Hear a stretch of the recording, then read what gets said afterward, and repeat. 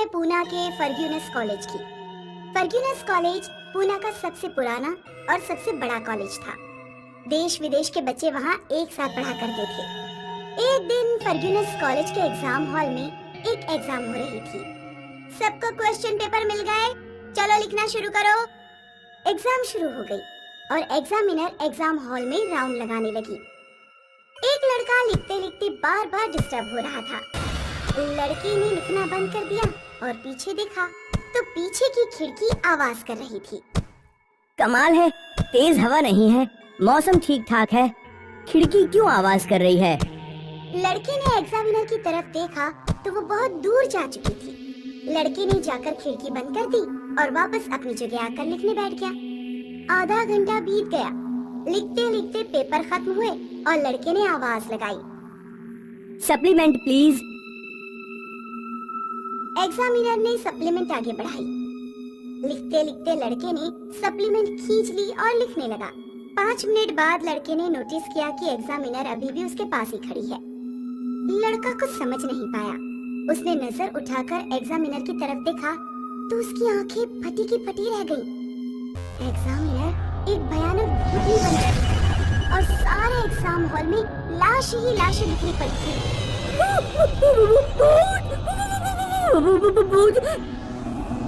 भूतनी जोर जोर से हंसने लगी। लड़का भागने लगा तो उसने लड़के को दबोच लिया और मार डाला। इस घटना की खबर सुनते ही सारा शहर हिल गया। तहकीकात करने पुलिस प्रिंसिपल के ऑफिस पहुंची तो प्रिंसिपल बोले, देखिए, पहले ही हमारा कॉलेज शहर में बदनाम हुआ है, हम और बदनामी नहीं चाहते। कमिश्नर साहब से बात हो चुकी है, आप इस केस को रफा दफा कर दीजिए। हम कातिल तक पहुंचना चाहते हैं और आप कातिल को छिपाना चाहते हैं। आखिर वो इंसान कौन है जिसे आप छिपाना चाहते हैं? वो कोई इंसान नहीं, भूत है, भूत, एक लड़की का भूत। व्हाट? स्टूडेंट्स और एग्जामिनर का कातिल एक भूत है? बदनामी की डर से मैं बताना नहीं चाहता था। दरअसल 10 साल पहले एक लड़की ने उस एग्जाम हॉल में आत्महत्या की थी और आज वही लड़की भूत बनकर हत्यारन बन गई है। कौन थी वो लड़की? रश्मि नाम था उसका। इसी कॉलेज में पढ़ा करती थी। उन दिनों उसकी पारिवारिक हालत कुछ ठीक नहीं थी। रश्मि बेटा, तुम इस घर का चिराग हो, तुम्हें ये एग्जाम पास करना ही है। हर हाल में तुम्हें ये एग्जाम पास करना होगा। पिता की बात मानकर रश्मि एग्जाम देने बैठ गई, लेकिन क्वेश्चन पेपर देखते ही उसका सिर चकरा गया। कुछ देर बैठी सोचती रही और लिखना शुरू कर दिया। 2 घंटे बीत गए। एग्जामिनर पेपर कलेक्ट करने लगा। सर, ये लीजिए मेरा पेपर। तुम 2 मिनट साइड में खड़ी रहो। सारे बच्चे एग्जामिनर को पेपर सौंपकर चले गए। रश्मि पेपर लेकर कोने में खड़ी रही। सर, आपने मेरा पेपर क्यों नहीं लिया? 2 घंटों से देख रहा था। कितनी चिट्ठियाँ छिपाई हैं ड्रेस के अंदर। सर, ऐसा कुछ नहीं है। मैं चाहूँ तो यहीं तुम्हारी ड्रेस खोल सकता हूँ, पर ऐसा नहीं करूँगा। तुम्हारा पेपर कलेक्ट होगा, रात को पेपर लेकर मेरे घर आ जाना। ऐसा कहकर एग्जामिनर चला गया और रश्मि ने उसी एग्जाम हॉल में फांसी लगा ली।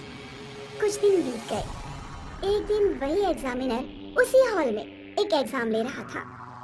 सारा हॉल खाली था, बस एक लड़की लिख रही थी। बेटा जल्दी करो, टाइम खत्म होने वाला है। लड़की तेजी से लिख रही थी कि अचानक उसकी पेंसिल नीचे गिर गई। तुम लिखो, मैं उठाता हूँ। एग्जामिनर पेंसिल उठाने नीचे झुका तो उसकी नजर लड़की के पैरों पर पड़ी तो वो बिल्कुल उल्टे थे। एग्जामिनर कांपते कांपते खड़ा हुआ तो उसके सामने रश्मि बैठी थी। रश्मि का भूत सामने पाकर एग्जामिनर की हालत बुरी तरह खराब हो गई। तुम तो मर चुकी हो। हाँ, मैं मर गई हूँ, बदला लेने आई हूँ। तूने मारा है मुझे। उस दिन थोड़ी दया दिखाते तो मुझे मरना न पड़ता। अब कोई नहीं बचेगा, तू भी नहीं। जान बचाने के लिए एग्जामिनर दरवाजे की तरफ भागा तो दरवाजा अपने आप बंद हो गया। अरे कोई है, खोलो, हेल्प, हेल्प, हेल्प। मैं भी देख रही हूँ तुम्हें कौन बचाने आता है। रश्मि ने हाथों का इशारा किया और एग्जामिनर को पीछे खींचने लगी।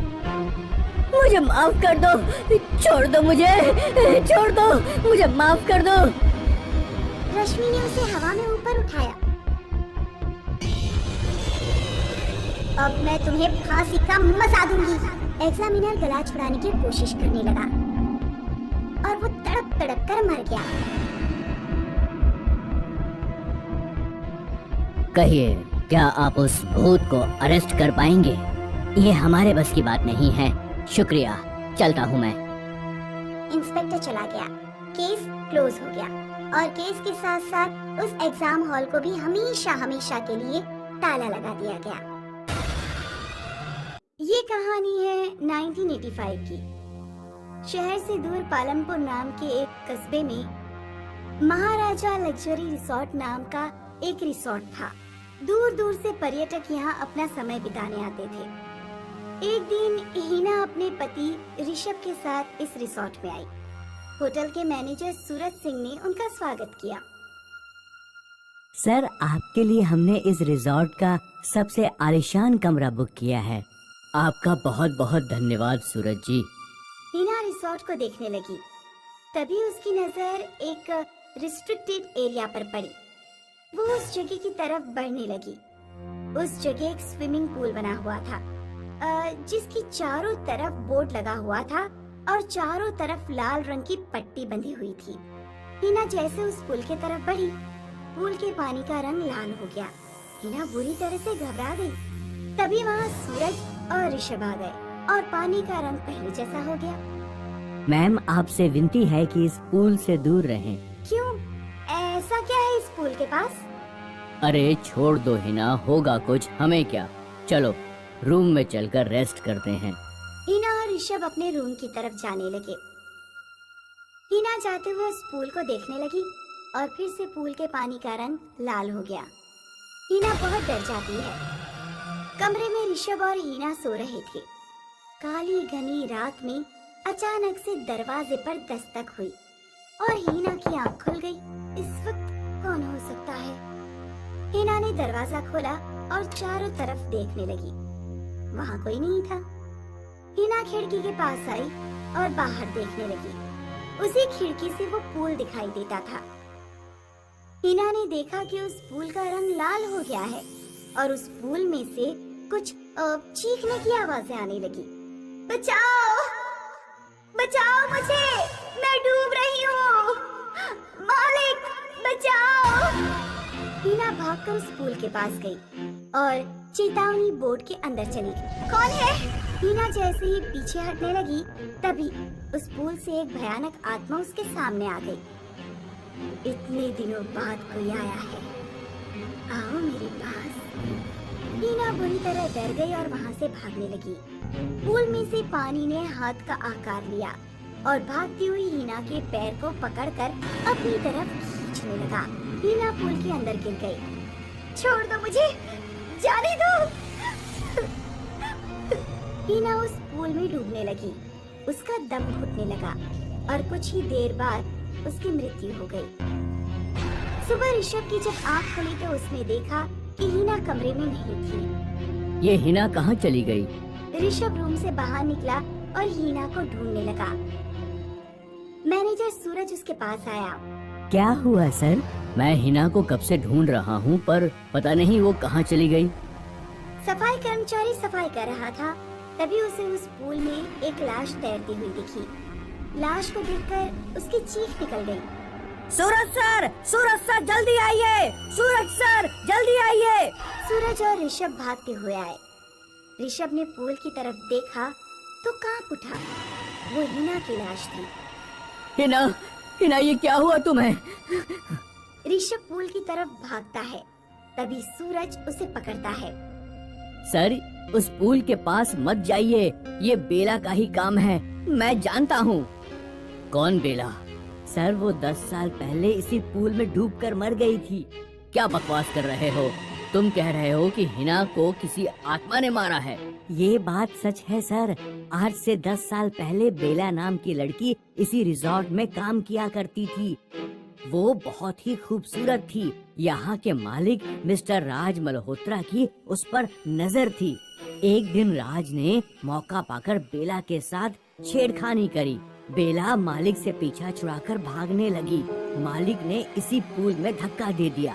बेला को तैरना नहीं आता था और उसकी मौत इसी पूल में डूबकर हो गई। मालिक ने मुझे धमकी दी कि मैं अपना मुंह बंद रखूं। कुछ दिनों बाद वे अपने परिवार के साथ दूसरे देश में जा बसे। तब से इस पूल में हजारों मौतें हो चुकी हैं। कुछ साल पहले हमने इस पूल के चारों तरफ ये बोर्ड लगाया, लेकिन पता नहीं हिना मैडम क्यों इस पूल के पास आ गईं। मैं हिना की बॉडी निकालना चाहता हूँ ताकि उसका अंतिम संस्कार कर सकूं। ऐसा मत करिए सर, वरना आपकी जान को भी खतरा होगा। हिना मैडम की बॉडी भी आपको नहीं मिल पाएगी। ऋषभ रोने लगा और हिना की बॉडी को देखने लगा। ऋषभ ये सदमा बर्दाश्त नहीं कर पाया। उसी पूल के पास घंटों बैठा रहा। कुछ ही दिनों में उसकी मानसिक स्थिति खराब हो गई और एक रात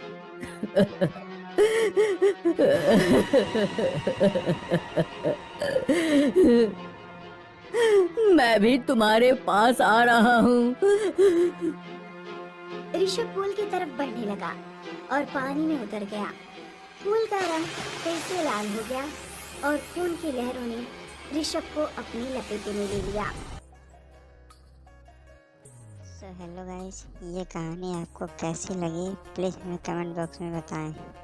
प्लीज़ अगर आपको ऐसी कहानी और देखनी है तो हमारे इस चैनल को सब्सक्राइब करें और घंटे के बेल आइकन को दबा दें ताकि हमारी वीडियो का नोटिफिकेशन आप तक जल्द से पहुंचे।